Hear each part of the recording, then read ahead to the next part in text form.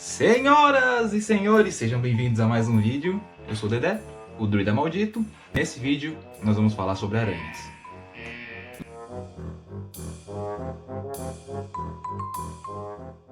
E hoje nós vamos fazer um vídeo um pouquinho diferente.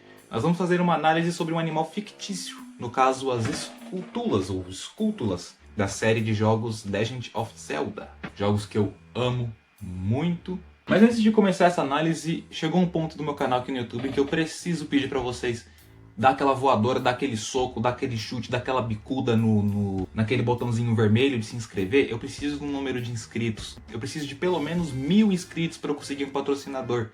Então, se você quer me ajudar de alguma forma, aperta lá em se inscrever e de trivela deixa um like. Assim você vai estar ajudando um divulgador científico desempregado a não morrer de fome numa pandemia. Eu deixei a chave Pix também para quem quiser me deixar uma doação lá. Bom, vamos começar. O que eu vou fazer aqui no caso seria observar esse animal e ver se ele corresponde com as nossas características que ele supostamente deveria ter para ser esse animal. Eu acho que a melhor forma de vocês entenderem isso é se a gente for direto para a prática.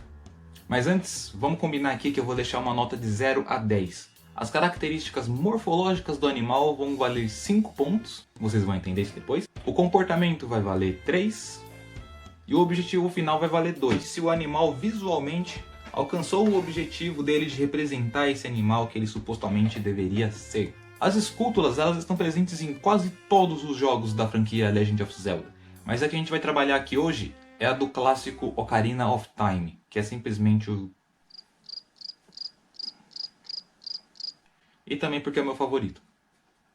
Esse desenho que eu fiz é inspirado no modelo 3D que aparece durante o jogo. Eu só acrescentei um par de pedipalpos que não está presente no modelo 3D do jogo por conta de limitação gráfica da época, né? A gente está falando de um jogo de Nintendo 64 de 1998. Mas está presente na arte conceitual do jogo, então eu acho que é válido a gente levar em consideração. O nome escultula vem de skull e tula. É uma junção das duas palavras. Skull, que significa caveira ou crânio, e tula, que é uma abreviação de tarantula. Fiquem atentos nesse detalhe. Se você não viu o meu vídeo sobre o que é um aracnídeo, dá uma olhadinha nesse vídeo aqui, ó. Agora eu sei fazer. Lembrando do que eu falei naquele vídeo de que uma aranha, na verdade um aracnídeo, é dividido em cabeça e tórax, ou prossoma e epistossoma, ou seja, já bateu a primeira característica da morfologia, que é o corpo dividido em duas partes, ponto para Nintendo. Presença de 4 pares de pernas, 1, 2, 3, 4, 8, ponto para Nintendo. Presença de quelíceras, ponto para Nintendo, e um par de pedipalpos, ponto para Nintendo. E aqui a gente conta o nosso primeiro erro neste caso. Naquele vídeo eu te ajudei a entender o que é um aracnídeo, mas não o que é uma aranha de fato. E no caso das aranhas, por regra, elas precisam ter 4 pares de olhos, ou ocelos, ou seja, 8 olhos no total. Algumas espécies têm 6, mas na verdade são 8, é que 2 meio que sumiram ali na evolução ou ficaram cegos e inutilizados. E no caso dessas aranhas, as escultulas, tanto as que você encontra no jogo, como as da arte, possuem 11 olhos no total. É claro que a gente precisa dar uma licença poética, né? Porque é um jogo, não é um livro, não é um livro de ciência. Mas se eu desenhar um ser humano com 8 olhos a mais do que um ser humano tem, ele pode ser considerado um ser humano? Então a morfologia das escultulas somou um total de 4 pontos. Então agora vamos dar uma olhada no comportamento delas. Isso é uma característica importante que não é levada muito a sério nos videogames e muito menos nos filmes. Por exemplo, para quem jogou Cyberpunk 2017, 2000, eita... Tem uma cena no jogo em que eles tiram uma iguana da caixa e a iguana sai gritando, correndo, pulando. Pra quem conhece iguana, sabe que uma iguana nunca faria isso. E que provavelmente quem desenvolveu essa cena do jogo não deve ter muita experiência com comportamento animal. A primeira coisa que ela fez, quando o Link se aproximou, ela desceu da teia e ficou parada na frente dele. E o que ela faz depois?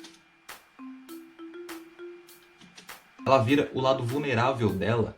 Por que ela desce antes da presa aparecer debaixo dela? Esse tipo de aranha que nós chamamos de tecedeiras ou fiandeiras, que são aranhas que passam sua vida inteira penduradas em sua teia e não saem de lá por nada. Aliás, quando elas nascem, elas saem andando pequenininhas, porque elas não têm predador nenhum quando elas são minúsculas. escolhe um lugar onde provavelmente vai passar algum inseto e lá ela fixa a teia onde ela vai passar o resto da vida dela lá. A não ser que seja um macho. Os machos eles saem de vez em quando para encontrar as fêmeas, mas depois que eles encontram a fêmea ficam lá também e não saem mais. Então, beleza. Ponto nesse sentido. As cútulas elas ficam lá paradas e esperam a presa aparecer. A presa aqui no caso é o Link. O Link, o menininho loiro que não chama Zelda. E o que as aranhas fazem é esperar. Nenhum animal espera mais do que esse tipo de aranha. E detalhe, se elas são esse tipo de aranha que fica na teia parada esperando a presa, quer dizer que elas não são tarântulas. Assim como o nome dela sugere, que é escútula, né, de tarântula.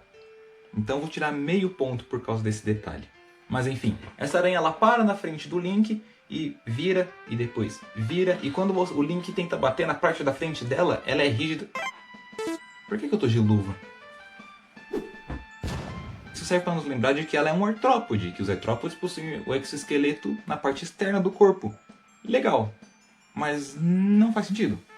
Nenhuma aranha tem um exoesqueleto tão forte a ponto de servir como defesa de fato, assim como funciona nos besouros ou nos caranguejos. Todas as aranhas são macias e felpudinhas. Então, legal, lembrar que elas possuem exoesqueleto, mas não funciona assim nessas aranhas.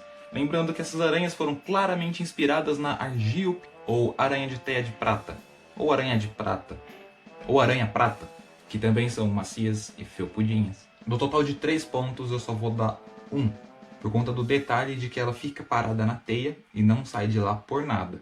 Assim como as Argiopes agentatas fazem e as aranhas TCD as fêmeas, que são as interessantes no caso, porque os machos não servem para quase nada. E o objetivo final, representar um inimigo, um obstáculo no jogo que representasse uma aranha e perigo ao mesmo tempo. Essa foi a ideia da Nintendo. E quando você olha para essa criatura, eu acho que eles conseguiram. Eu acho que dá pra entender que é uma aranha assim que você bate o olho. E ela é um pouco intimidadora assim. Então eu acho que esses 2 pontos foram merecidos agora.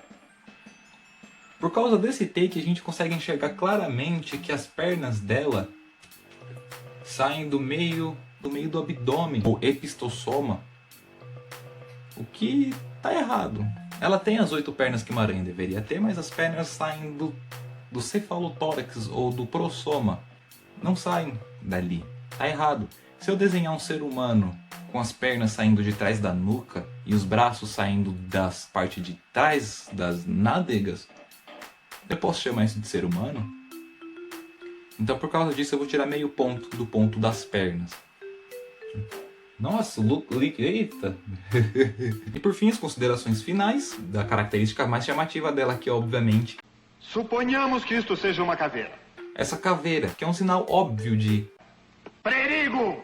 Nós chamamos isso de mimetismo, que é quando um animal finge ser algo que ele não é. E por incrível que pareça, existem sim animais na natureza que fazem isso exatamente dessa forma. Existem algumas espécies de mariposa que fazem isso. Eu vou deixar essas imagens que eu peguei no site do Insetologia, César, brigadão. Vão lá dar uma olhada, aquele site é incrível. E não só mariposas, existem alguns percevejos que fazem isso também. Existem sim espécies de aranhas com um rosto desenhado. No caso das Smile Spiders, elas têm um rostinho desenhado ali. Não que esses animais evoluíram para ter esse rosto desenhado neles, mas a evolução por acaso favoreceu esses que tinham esses rostos desenhados. Ainda mais depois da presença humana na Terra, onde qualquer criatura com um monte de pernas é um perigo e a gente mata na chinelada mesmo. E matar na chinelada vira um pouco mais difícil quando essa criaturinha cheia de pernas tem um rostinho desenhado nele, né? Então os humanos evitaram matar esses animais porque eles simplesmente tinham algo que parecia uma caveira desenhada. E a evolução favoreceu a presença dessa caveira ou desse sorriso. O detalhe que na minha opinião é o mais interessante e o mais legal de todos é que essas aranhas possuem as pernas listradas em preto e amarelo. Listras pretas e amarelas que em artrópodes é quase uma constante para anunciar: olhem para mim, perigo, me note. As próprias argíopes, as nefilinges cruentatas, elas possuem listras pretas e amarelas nas pernas. De novo, não porque esses animais evoluíram para ser assim, mas porque a seleção natural favoreceu esses que tinham essas listras. Os predadores olham para essas listras e pensam 2 vezes antes de mexer. E essa aranha que eles fizeram no jogo tem tantas pernas listradas em preto e amarelo, como tem um sinal na frente dela. Isso é muito legal. Esses detalhes fazem toda a diferença quando você respeita tanto a biologia quanto a estética e a arte, e você soma tudo isso e faz uma criatura fictícia que faria sentido no mundo real. E é justamente disso que esse quadro, o bestário, o bestiário do besta, ou o bestiário do otário, o otário que analisa besta. E é exatamente para isso que eu criei esse quadro, porque nos filmes e nos jogos tem muito disso. E que são detalhes que eu olho e eu falo, nossa, que legal, isso faz todo sentido, isso tá certo. E a maioria das pessoas olha e... o que você tá falando? Que viagem é essa, doido? Se você gostou dessa análise, se você gostou do que eu fiz aqui, por favor, novamente eu vou pedir para você deixar aquele like, se inscrever no meu canal. Eu preciso de inscritos para ver se eu consigo um patrocinador, para ver se eu consigo melhorar a qualidade disso aqui, para ver se eu consigo viver disso, trazer mais assuntos legais pra gente conversar. Dá um cliquezinho lá, vai, por favor. Muito obrigado se você assistiu esse vídeo até aqui. Eu sou o Tedé, o druida maldito. Se prepare para exalar o último suspiro.